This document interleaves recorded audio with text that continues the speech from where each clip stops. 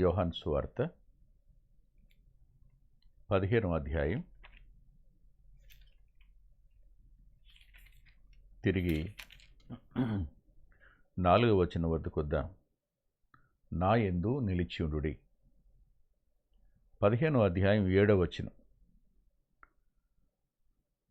మీ యందు నా మాటలు నిలిచియుండిన యెడల. 9వ వచనం, నా ప్రేమ యందు నిలిచియుండుడి. ప్రార్థన చేసుకుందాం.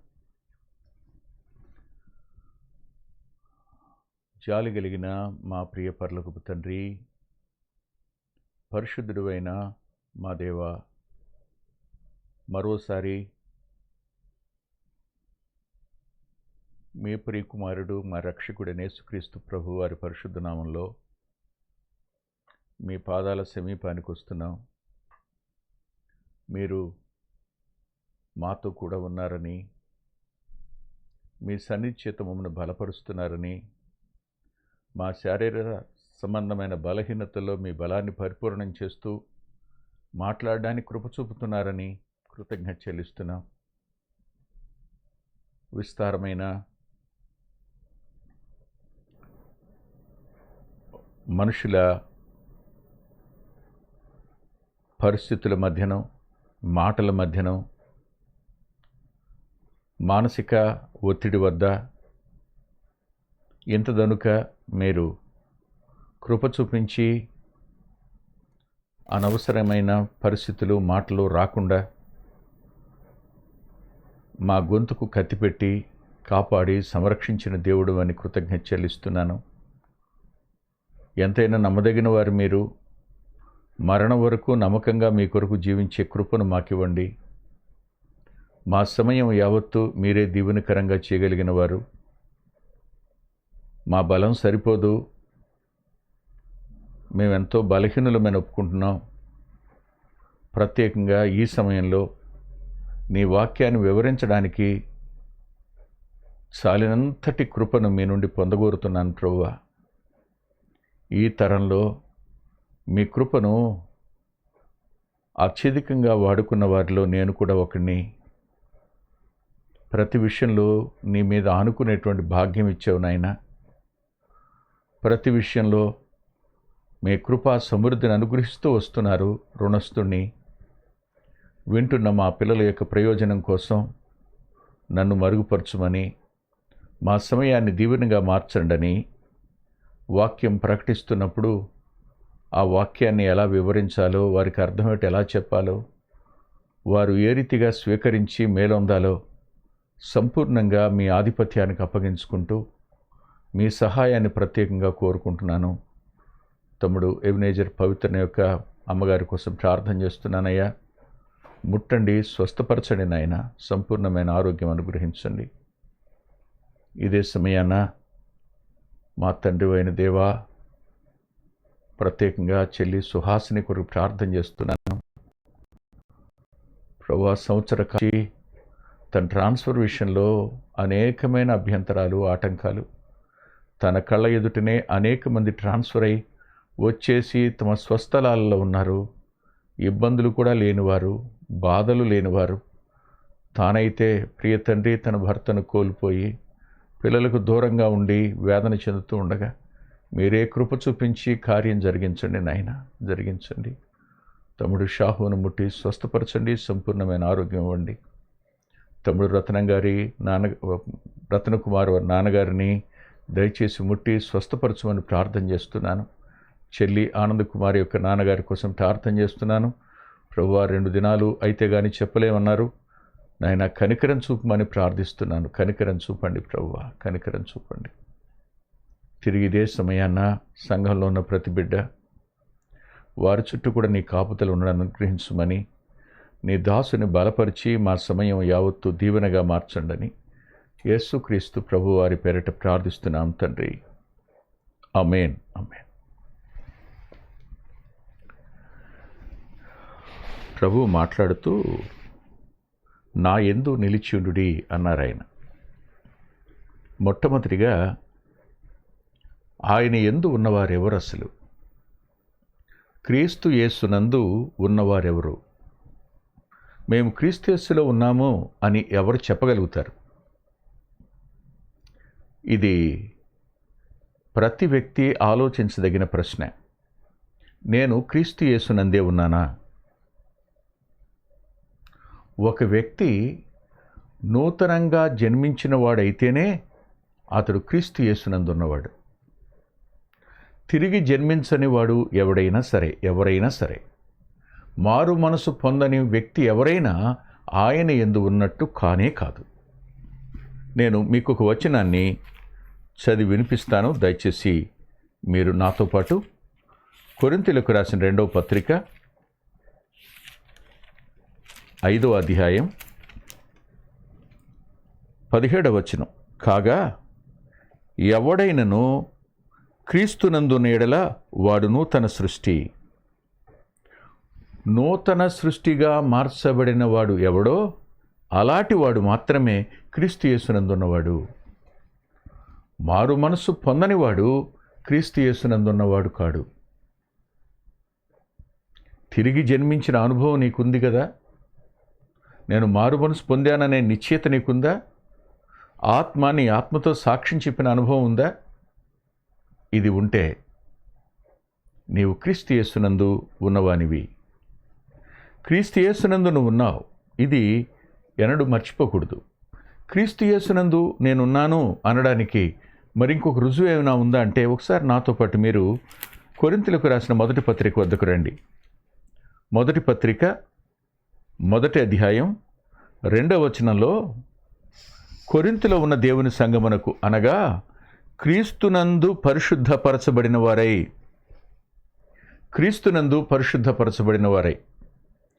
ఎవరు క్రీస్తు ప్రభు రక్తంలో కడగబడి పరిశుద్ధపరచబడ్డారో, ఎవరు దైవాత్మ చేత పరిశుద్ధపరచబడిన వారయ్యారో, ఎవరు వాక్యం అనేటువంటి ఉదకం చేత పవిత్రపరచబడ్డారో వారందరూ పవిత్రపరచబడుతూ కొనసాగుతున్నవారు. ఆయన రక్తంలో కడిగి పవిత్రపరచబడ్డారు, పరిశుద్ధులైనారు. వారు క్రీస్తు యేసునందు ఉన్నవారు. ఆ మీదట వారు అనుదిన మాట వద్ద కానీ, ప్రవర్తన వద్ద కానీ, సంబంధాల వద్ద కానీ తమ ప్రతి పొరపాటును, లోపాన్ని వాక్యం ద్వారా సరిచేసుకుంటూ ఆత్మచేత పవిత్రపరచబడుతూ కొనసాగుతున్న వారెవరో వారు క్రీస్తు యేసునందు ఉన్నవారు. ఇది మాట. అందుకనే ప్రభు అన్నారు, నా యందు నిలిచియుండుడి అన్నారు. అలాంటి వారు సత్యంలో ఉన్నవారు, అలాంటి వారు జీవంలో ఉన్నవారు, అలాంటి వారు నిత్య జీవ మార్గంలో ఉన్నవారు.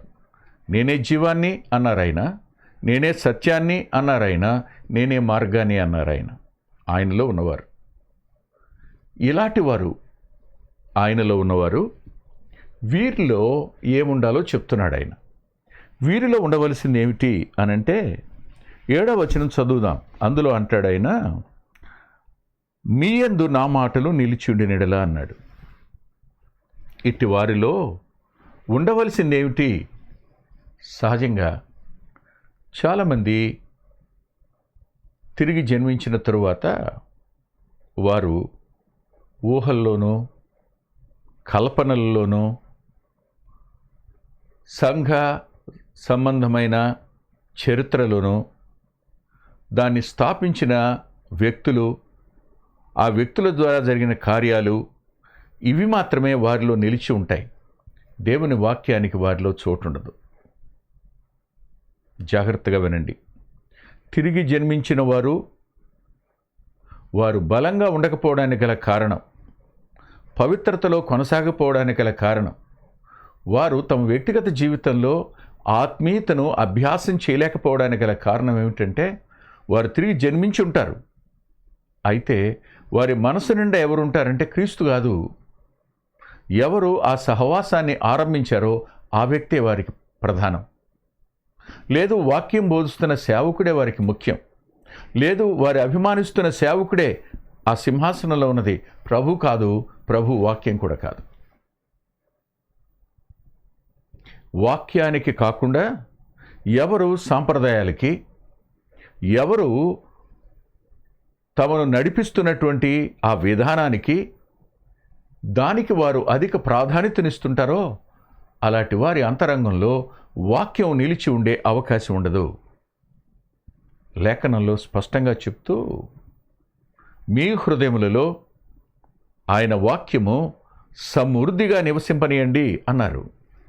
దేవుని వాక్యం ఎవరి అంతరంగంలో ఉండదో వారు ఒట్టిపోయిన జీవితాన్ని జీవిస్తుంటారు. వారికి వాక్యమే ఉండదు. వాక్యం హృదయంలో నిలిచి ఉండని పరిస్థితులు ఉంటాయి. నేను మీ ముందు ఒక పరీక్ష పెడతాను. మనసులో మీరు ఈ పరీక్షను స్వీకరించండి. మీరు ఒంటరిగా ఉన్నప్పుడు కనులు మూసుకుని ఎన్ని వాక్యాలు మీకు తెలుసో చెప్పండి. ఒకసారి ఆదికాండం మొదలుకొని చూసుకుంటూ రండి. మీకేమేం గుర్తున్నాయి?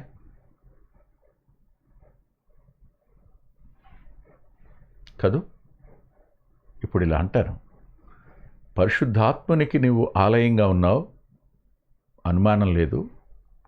కానీ పరిశుద్ధాత్మ దేవుడు చేసే పని ఏమిటి చెప్తూ ప్రభు అన్నారు, ఆయన నన్ను గురించి మీకు తెలియచేస్తాడు, నా వాటిలోనివి ఆయన మీకు తెలియచేస్తాడు, బోధిస్తాడు. ఆయన అంటే ఆయన చెప్పిన వాక్యం, వ్రాయబడిన వాక్యం, వాటిని మన అంతరంగంలోనికి తీసుకుని వచ్చి మనలను ఆయన నడిపించడానికి సంపూర్ణంగా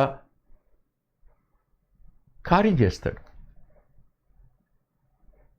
మనలో వాక్యం లేకపోతే మనం వేటి మీదనో ఆధారపడుతున్నాం, దేనిని బట్టో నడబడుతున్నాం.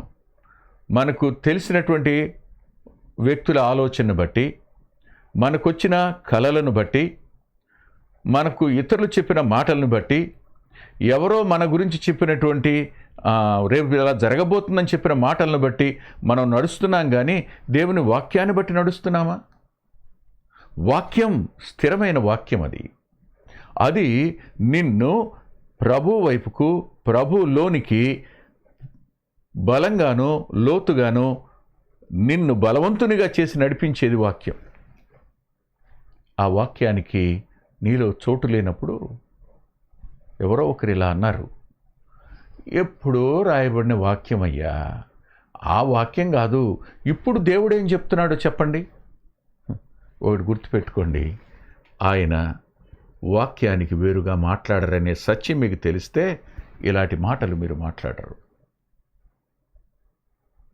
మనకు అవసరమైన సమస్తం వ్రాయించి మన చేతులకు ఇచ్చారు ఆయన. ఈ వాక్యం నేటికి సజీవమైంది. వాక్యం అనేది రేపటి పత్రిక, అది నేటి పత్రిక మాత్రమే కాదు. ఓ భక్తుడు ఉదయకాలం బైబిల్ చదువుకుంటుంటే ఆ ప్రక్కనే ఓ కుర్రాడు పేపర్ చదువుకుంటూ, సార్ మీరేంటి చదువుతున్నారు ఉదయమే అన్నాడంట. నువ్వేం చదువుతున్నావు బాబు అంటే, నేను ఈ దినపత్రిక చదువుతున్నానండి అన్నాడట. ఆయన అన్నాడంట, రేపటి దినపత్రిక చదువుతున్నాను బాబు నేను అన్నాడట ఆయన. ఇది రేపటి దినపత్రిక, ఎప్పటికీ పాతబడదు. ఇది మనము నూతన సృష్టి అయిన వాడు నూతనంగా జీవించటం ఎలాగో ఈ లోకంలో, మారుతున్న లోకంలో పవిత్రంగా ఎలా జీవించాలో అనునిత్యం చెప్పేటువంటి వాక్యం. ఈ వాక్యం మీలో సమృద్ధిగా నివసించాలి అని ఆయన చెప్పారు. ఇందుకొరకు నేను కొన్ని విషయాలు మీ ముందుకు తీసుకొని రావాలని ఆలోచిస్తున్నాను. ప్రభు నాకు సహాయం చేయనుగాక. 119వ కీర్తన 11వ వచనంలో భక్తుని యొక్క తీర్మానం మనకు అక్కడ కనపడుతుంది. ఇలా అంటాడు, నీ ఎదుట నేను పాపము చేయకుండానట్లు నా హృదయములో నీ వాక్యము ఉంచుకొని ఉన్నాను. ఈ మాట మీకు అర్థమైంది కదూ? ఈ తీర్మానంలో నీ ఎదుట నేను పాపము చేయకుండానట్లు నా హృదయంలో నీ వాక్యము ఉంచుకొని ఉన్నాను.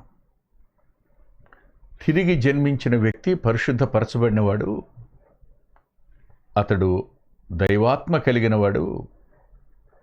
ఆ పవిత్రతలో నేను బతకాలి అనే ఓ తపన, ఓ ఆకలి అతనిలో ఉంటాయి. ఈ 11వ వచనంలో ఆ భక్తుడు తీర్మానం చేసుకున్నాడు, నేను పాపం చేయకుండా ఉండాలి. నీ కనుల ఎదుట నేను పవిత్రంగా ఉండాలి. నా మాట పవిత్రంగా ఉండాలి. నా ప్రవర్తన పవిత్రంగా ఉండాలి. నా క్రియలన్నీ పవిత్రంగా ఉండాలి. అందుకొరకు నీ వాక్యాన్ని నా హృదయంలో ఉంచుకొని ఉన్నాను అన్నాడు. అదే కీర్తనాకారుడు 119వ కీర్తనలోనే 38వ వచనంలో ఇలా అన్నాడు. ఆయన అన్నమాట, వాక్యం యొక్క విలువెరిగినవాడు. నీవిచ్చిన వాక్యము మనుషులలో నీ భయమును పుట్టించుచున్నది, నీ సేవకునికి దాన్ని స్థిరపరచు అన్నాడు. లేఖనం ఒక వ్యక్తి అంతరంగంలో భయాన్ని పుట్టిస్తుంది, దైవికమైన భయాన్ని కలుగు చేస్తుంది. ఒక మాట పలికేటప్పుడు ఏ వ్యక్తి అయినా విచ్చలవిడితనంగా ఎందుకు మాట్లాడతాడు? తెలియని విషయాలు ఎందుకు ప్రస్తావిస్తాడు? ఎవరినైనా లెక్క చేయకుండా ఎందుకు మాట్లాడతాడు? ఒకటే, దేవుని భయం లేనివాడు. సహాయం చేసిన వాడిని కూడా చులకనగా మాట్లాడగలిగిన తత్వం దేవుని భయం లేకపోవడం కదూ. ఎవరినైనా, ఎంతటి వాడినైనా తీసి అవతల పారవేసేట్టు మాట్లాడగలిగిన వ్యక్తి ఎవరు అంటే దేవుని భయం లేనివాడు మాత్రమే. దేవుని భయం కలిగిన వాడు మాట్లాడేటప్పుడు జాగరూకుడై ఉంటాడు, ప్రవర్తించేటప్పుడు జాగరూకుడై ఉంటాడు, ప్రతి క్రియ వద్ద జాగరూకుడై ఉంటాడు. అది దేవుని వాక్యం మాత్రమే ఆ భయాన్ని అతనిలోకి తీసుకొని రాగలుగుతుంది. ఈ భక్తుడు అంటాడు, ప్రార్థిస్తాడయ్యా, ఆ భయాన్ని నాలో స్థిరపరచు. నీ భయం నాలో స్థిరమైతే నేను పవిత్రంగా బతుకుతా, పవిత్రంగా నడుస్తా, నీకు సంతోష కారణం అవుతా. ఎన్నడూ నేను అపవాదికి చోటివ్వను. లోకానికి, శరీరానికి చోటివ్వకుండా నేను భూమి మీద నీ వలె జీవించడానికి నాకు అవసరమైంది నీ వాక్యం. నీ వాక్యం ద్వారా నాలో కలిగే భయం అని అంటాడు ఆయన. అంత మాత్రమే కాకుండా ఇంకా ఈ కీర్తనాకారుని యొక్క అనుభవం కొంచెం ముందుకు వెళ్ళి మనం చూద్దాం. దయచేసి నాతో పాటు రండి.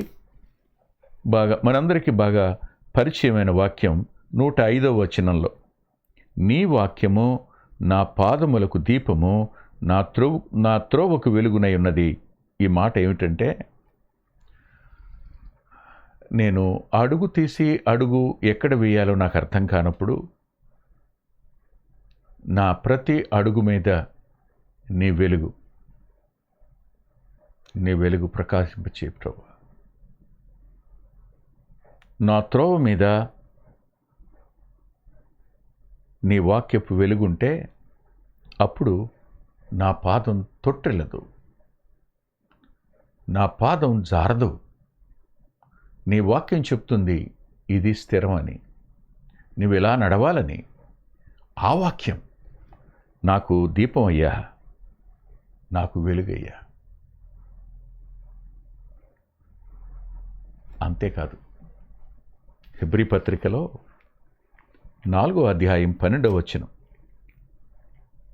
హెబ్రీ పత్రిక 4వ అధ్యాయం 12వ వచనంలో ఇలా రాస్తాడు, దేవుని వాక్యము సజీవమై బలము గలదై రెండెంచులు గల ఎటువంటి ఖడ్గము కంటెనో వాడిగా ఉండి ప్రాణాత్మలను కీళ్లను మూలుగును విభాగించునంత మట్టుకు దూర్చు హృదయం యొక్క తలంపులను ఆలోచనలను శోధించుచు ఉన్నది.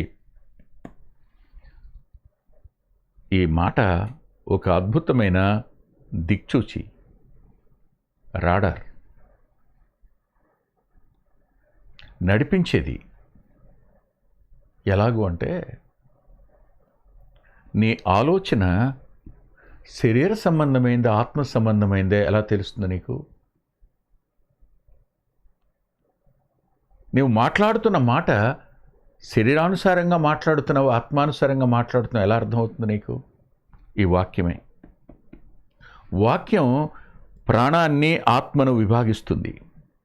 ప్రాణాత్మలను విభాగించగలిగిన రెండంచులు గల వాడి అని ఖడ్గం అది. ఏది ప్రాణమో ఏది ఆత్మో వేరు చేసి చూపిస్తుంది. ఇది శరీరానుసారమైన మాట బాయ్, ఇది ఆత్మానుసారమైన మాట. వాక్యం నీ కనుల ముందుకు వచ్చి పరిశుద్ధాత్మదేవుడు నీవు మాట్లాడే ప్రతి మాటను రెండుగా విభాగించి చూపిస్తూ, నువ్వేం మాట్లాడావు, నువ్వేమన్నావు? ఎంత చెడమాటలు పలికావు, ఎంత దారుణంగా పలికావు, నువ్వెంత కుట్రపూరితంగా ప్రవర్తించావు, నువ్వు చేసిన ఈ గూడుపుటాని అంత ఏమిటి అని వాక్యాన్ని నీ కళ్ళ ముందు పెట్టి ఆయన గద్దిస్తాడు. నువ్వు తిరిగి జన్మించిన వాడివైతే, నువ్వు తిరిగి జన్మించిన దానివైతే. అలా కాదు, నీకే గద్దింపు ఉండదు, నీకు ఏ విధమైన పశ్చాత్తాపం ఉండదు, నువ్వేమీ మార్చుకోవు అంటే అర్థం నువ్వు నూతన సృష్టి కాల. తిరిగి జన్మించిన అనుభవం నీకు లేదు, నువ్వు క్రీస్తు యేసునందు లేవు. క్రీస్తు యేసునందు ఉంటే ఖచ్చితంగా వాక్యానికి నీలో చోటు ఉంటుంది, దేవుని భయానికి నీలో చోటు ఉంటుంది, వాక్య ప్రకారం నడవాలనేటువంటి ఆలోచన ఉంటుంది. వాక్యం స్పష్టంగా ఏది ప్రాణం ఏది ఆత్మ విభాగించి చూపిస్తున్నప్పుడు నీవు ఖచ్చితంగా అడుగులు ఆత్మ సంబంధంగా వేయడానికి తీర్మానం చేసుకుంటావు. వాక్యం ఏ వ్యక్తి హృదయంలో సమృద్ధిగా ఉంటుందో ఆ వ్యక్తి శోధన వద్ద బలంగా ఉంటాడు, అతడు గెలిచినవాడుగా కూడా ఉంటాడు. నాలో ఉండండి, నాలో నిలిచి ఉండండి అన్నాడు ఆయన. రెండవదిగా ఆయన అన్నమాట, నా వాక్యమును మీలో ఉండనివ్వండి అన్నాడు. ఆ తరువాత యోహాను సువార్త 15వ అధ్యాయం 9వ వచనంలో ప్రభువు ఇలాగన్నారు. ఆయన అన్న మాట ఏమిటంటే 9వ వచనంలో, నా ప్రేమ యందు నిలిచియుండుడి అన్నాడు. ఈ మాట నా ప్రేమ యందు నిలిచియుండుడి అనే పదం లోకంలో ఉన్న ప్రేమలన్నింటికీ భిన్నమైన ప్రేమ నా ప్రభు అయిన యేసుక్రీస్తు వారి ప్రేమ. ఈ ప్రేమను ఎరిగి నీవు, ఆ ప్రేమ అర్థమై నీవు పరిశుద్ధాత్మని చేత ఒప్పించబడి కన్నీటితో నీ పాపాలను ఒప్పుకుని ప్రభువుకు నీ జీవితాన్ని సమర్పించుకున్నావు. ఆ ప్రేమ నీకు అర్థమైంది. ఆ ప్రేమలో నువ్వు నిలిచి ఉండాలి. ఆ ప్రేమను రుచించావు. రుచించిన నీవు ఆ ప్రేమ నీలో నిలిచి ఉంటే ఆ ప్రేమను నువ్వు ఇతరులకు రుచింప చేస్తావు. ఎప్పుడు మనం ఇతరులకు రుచింప చేసినా ఏమి రుచింప చేస్తాం? నటన, మోసం, ఇవే కదా. కల్పన, ఇంతకు మించి ఏ వేటిని మనం చూపించుంటాం? అమ్మ నాన్నల్ని మోసం చేయటమే, భార్యను మోసం చేయటమే, భర్తను మోసం చేయటమే, పిల్లల్ని మోసం చేయటమే, ప్రేమిస్తున్నట్టు నటిస్తూ. నిజంగానే ప్రేమేనా? లోకంలో కనిపిస్తున్న ప్రేమలన్నీ కేవలం అవి ఎండమావి లాంటిది. అవి నిజమైన ప్రేమలు కావు. నిజమైన ప్రేమలు కావు. దైవికమైన ప్రేమ ఎవరిలో అయితే ఉంటుందో వారి ప్రేమ మిగిలిన ప్రేమలన్నింటినీ కూడా అది రూపాంతరపరుస్తుంది. ఆ ప్రేమని విలువైనదిగాను శాశ్వతమైనదిగాను మారుస్తుంది. క్రీస్తు ప్రేమను ఎరగని వాడి ప్రేమ అది సత్య సంబంధమైన ప్రేమ కాదు, అది ఆత్మ సంబంధమైన ప్రేమ అంతకంటే కానే కాదు. ఈ ప్రేమను గురించి, ఆ ప్రేమను రుచించిన వ్యక్తి ఒకప్పుడు ఆ ప్రేమ అయిన ప్రభువుని ద్వేషించాడు. దేవుడు ప్రేమస్వరూపి అయినా ప్రేమించే దేవుణ్ణి ద్వేషించిన ఆ వ్యక్తి ఒకానొక దినాన్న ఆ ప్రేమను దమస్కు మార్గంలో రుచించినవాడు ఇలా అన్నాడు. ఏమన్నాడు అంటే ఎఫ్సి పత్రిక 3వ అధ్యాయం 19వ వచనంలో ఇలా అన్నాడు, జ్ఞానమునకు మించిన క్రీస్తు ప్రేమను తెలుసుకొనుటకు అన్నాడు. క్రీస్తు ప్రేమ జ్ఞానానికి మించిన ప్రేమ. ఆలోచించండి. నేనెవరో ఎరిగి ఉండి ప్రేమించటం అనేది ఎంత జ్ఞానికైనా అర్థమయ్యే సంగతేనా అది? నేనెవరో తెలిస్తే ఏ మనిషి అయినా చాలా దూరంగా ఉంటాడు. కానీ నేనెవరో తెలిసి ఉండి నన్ను ప్రేమించిన ప్రేమ అది. ఇది మానవ జ్ఞానానికి మించిన ప్రేమ. అందుకనే ఆశ్చర్యపోతాడు ఆ కవి. మంచి నాలో పుట్టదని ఎరిగి ఉండి కూడా నువ్వు నన్ను ఎందుకు ప్రేమించావు అని అడుగుతాడు.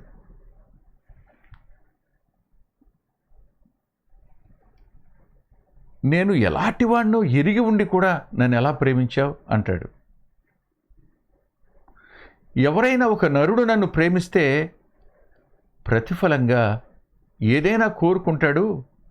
ఇదేమీ కోరుకోకుండా నువ్వెందుకు ప్రేమించావు? నువ్వెందుకు ప్రేమించావు?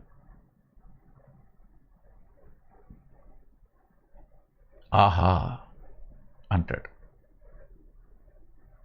నీ వంటి పుణ్యునితో నా వంటి పాపికి కేవలం ఏమీ లేకుండా నువ్వు ప్రేమించావయ్యా. ఇది జ్ఞానానికి మించిన ప్రేమ. ఈ ప్రేమలో మీరు నిలిచి ఉండండి. ఈ ప్రేమలో నిలిచి ఉండండి. నిజమే, క్షమించండి ఈ మాట అంటున్నందుకు. బాధ పెట్టే తండ్రిని ప్రేమించటం కష్టం కదూ. కష్టపెట్టే తల్లిని ప్రేమించటం కష్టమే కదూ. నొప్పించే భార్యను ప్రేమించటం సులువా? గాయపరిచే భర్తను ప్రేమించటం సులభమా? ఇక్కడే నీవు క్రీస్తు యేసునందు ఉన్నావో లేదో తెలిసే సంగతి. ఇక్కడే అర్థమవుతుంది ఆయన ప్రేమలో మనం నిలిచి ఉంటామా, ఆయన ప్రేమ నుండి మనం జారిపోతామో అన్నది.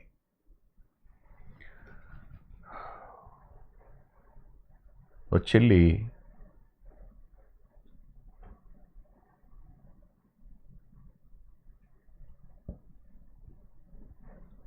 భర్త పడక మీదే ఉంటాడు.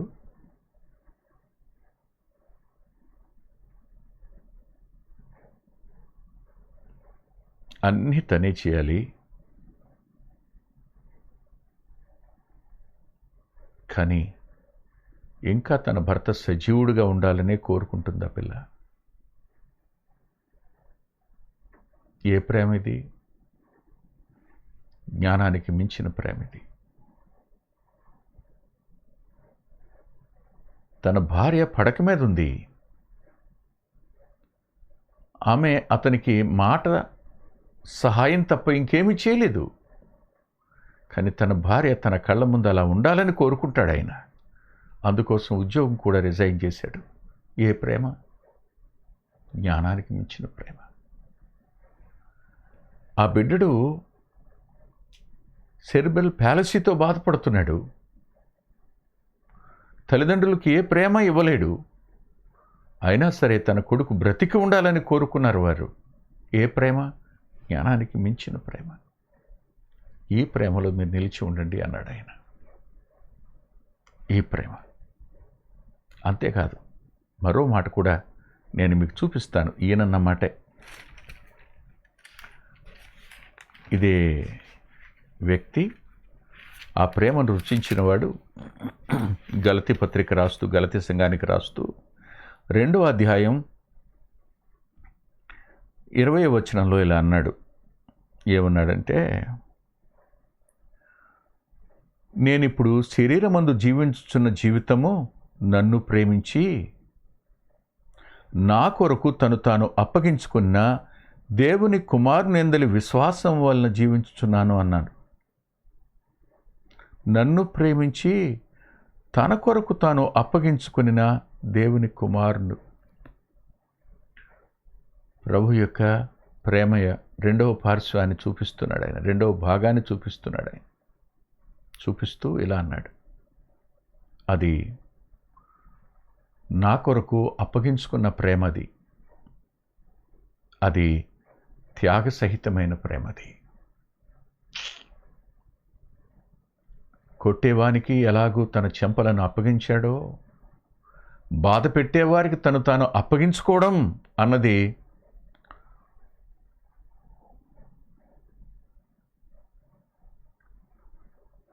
ఊహకందని ప్రేమ. ఇది జ్ఞానానికి మించింది మాత్రమే కాదండి. ఊహకు కూడా మించిన ప్రేమ ఇది. అట్టి వారికి అప్పగించుకోవడమా? కొట్టేవారిని కొట్టమని అప్పగించుకోవడమా? తిట్టేవారిని తిట్టమని అప్పగించుకోవడమా? బాధ పెట్టేవారిని బాధ పెట్టడానికి అనుమతించటమా? అందులో త్యాగసహితమైన ప్రేమ, తన ప్రాణాన్ని వారి కోసం పెట్టేటువంటి ప్రేమ ఇది. ఈ ప్రేమలో మీరు నిలిచి ఉండండి.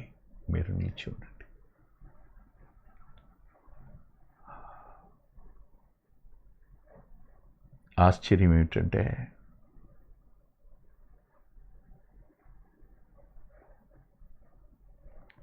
నేను గోదావరి జిల్లాకు చెందిన ఒక సేవకుని జీవితాన్ని విన్నాను. తనను బహుగా బాధపెట్టి, తనను అవమానించి, తన పేరుని పాడు చేయాలని ప్రయత్నించిన వ్యక్తి ప్రాణాపాయ పరిస్థితుల్లో ఉంటే, అతనిది రేర్ బ్లడ్ గ్రూప్ అట. ఎవరిది మ్యాచ్ కాల. ఈ దైవ సేవకుడి బ్లడ్ గ్రూప్ కూడా అదే. అతను ఒక్కడిదే మ్యాచ్ అవుతుంది. తాను వెళ్ళి రక్తం ఇచ్చి మౌనంగా ఇంటికి తిరిగి వచ్చేస్తాడు. ఆ రక్తం ఎక్కాక అతను బతుకుతాడు. బ్రతికాక ఆ వైద్యుడు చెప్తాడు, నువ్వు బ్రతకడానికి కారణం ఎవరో తెలుసా అని. ఊహించండి ఇప్పుడు. ఆ సంఘటన అంతరంగాన్ని కుదిపేసింది. ఆలోచించండి. ఈ ప్రేమలో మీరు నిలిచి ఉండండి అంటున్నాడు ఆయన అనిపించింది నాకు. ఈ ప్రేమలో నిలిచి ఉండండి. అంతేకాదు, ఇదే భక్తుడు రోమాపత్రిక 8వ అధ్యాయంలో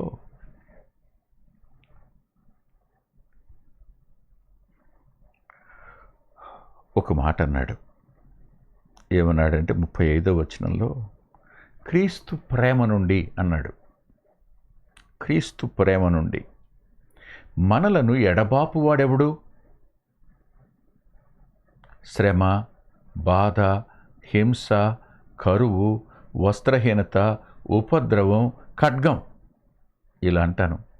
వీటన్నింటి గుండా ప్రయాణం ఆయన ప్రేమ. వీటన్నింటి గుండా ప్రయాణించిన ఆయన ప్రేమించటం మాత్రం మానలా. ప్రేమించాడు. దీనికి ఓ పేరు పెట్టాలి అనంటే, ఇవేవి వేరు చేయలేని ప్రేమ. అది ఇవేవి వేరు చేయలేని ప్రేమ. శ్రమ వద్ద అన్నదమ్ములు విడిపోతారు. బాధ వద్ద భార్యాభర్తలు విడిపోతారు. హింసల వద్ద స్నేహితులు విడిపోతారు. కరువు దగ్గర తల్లి పిల్లలు విడిపోతారు. వస్త్రహీనత వద్ద లోకం విడిచిపెడుతుంది. ఖడ్గం దగ్గర ఎవ్వరూ నిలబడరు. కానీ నిలబడేది మాత్రం ఆయన మాత్రమే. ఆయన ప్రేమ ఇది. తెగనటువంటి ప్రేమ, తెగిపోని ప్రేమ. ఇది కూడా ఊహకు అందకపోవడం కాదండి, మానవుని ఆలోచనకే అందనటువంటి ప్రేమ ఇది. ఈ ప్రేమలో మీరు నిలిచి ఉండండి అని ఆయన చెప్తున్నట్టు అనిపించింది నాకు.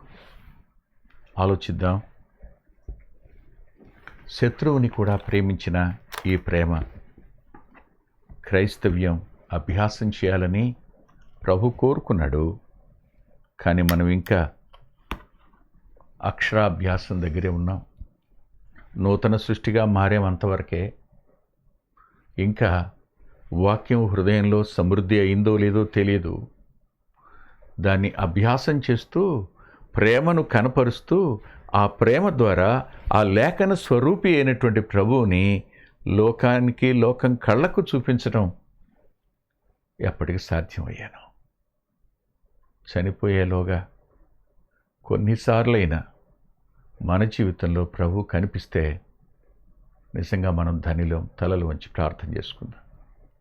మహోన్నతుడైన మా తండ్రి, కృపగలిగిన మీ పాదాలకు తల వంచి నమస్కరిస్తూ, ప్రభువా చెప్పిన మాటలో వారికి ఏది కావాలో, ఏది అర్థం కావాలో, ఏ మేర వారు తెలుసుకోవాలో మీరే ఆత్మ ద్వారా కార్యం చేయండి. మాట్లాడినవాడు కేవలం వట్టివాడు. అనవసరమైన మాటలుంటే క్షమించండి. నీ దాసుని బలపరచండి. బలపరిచినందుకు రుణస్తుడని చెప్తూ యేసుక్రీస్తు ప్రభు వారి పేరట ప్రార్థిస్తున్నాం తండ్రి. ఆమేన్, ఆమేన్. తరువాత మర్చిపోకండి, ఆదివారం నాడు వచ్చేటప్పుడు ప్రతి వ్యక్తి విధిగా మాస్క్ పెట్టుకొని రండి. ఉదయం 8 గంటలకే రావాలి, మాస్క్ పెట్టుకొని రండి. అంత మాత్రమే కాదు సుమా, మరో మాట కూడా చెప్తున్నాను వినండి. మీతో పాటు మీ శానిటైజర్ తెచ్చుకోండి. ఇక్కడ శానిటైజర్ ఉంటుంది, కానీ లోపలికి వచ్చిన తర్వాత శానిటైజర్ మీ దగ్గర ఉండాలి. అంత మాత్రమే కాదు కానీ పైన, క్రింద మాత్రమే కాక షెడ్లో కూడా ఆరాధన కొరకు ఏర్పాట్లు జరుగుతున్నాయి. విడివిడిగా దూరంగా కూర్చోవడం కోసం ఈ ఏర్పాట్లు చేయడం జరుగుతుంది. కనుక మీరు 8కి వస్తే 11 గంటల వరకు కూడా కాకుండా ఇంకా కొంచెం ముందునే మనం విడిచిపెట్టుకోవడానికి అవకాశం ఉంటుంది. మర్చిపోకండి. తిరిగి ఆదివారం ఉదయం 8:30కి లైవ్లో కలుసుకుందాం. దేవుడు మిమ్మల్ని దీవించునుగాక.